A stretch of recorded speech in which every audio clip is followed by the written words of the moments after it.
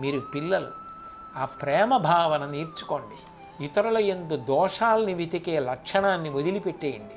అందరూ బాగుండాలని కోరుకోవడం అలవాటు చేసుకోండి. ఆ ప్రేమ లేకపోతే దోషాలు కనపడతాయి, ప్రేమ ఉంటే ఇతరుల దోషాలు మనకి కనపడవు.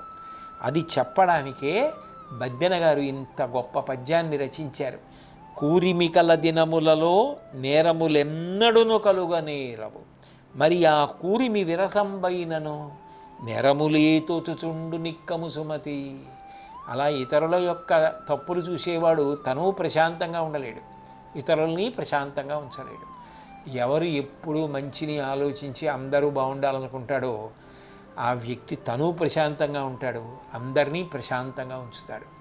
కాబట్టి అట్లా బ్రతకడం మనకు అలవాటు కావాలి. మీరు పిల్లలు ఇప్పటి నుంచి అట్లా అభ్యాసం చేసి అంత గొప్ప స్థితిని పొందడానికి ఈ పద్యం మీకు ఉపయోగపడాలన్నదే కోరిక.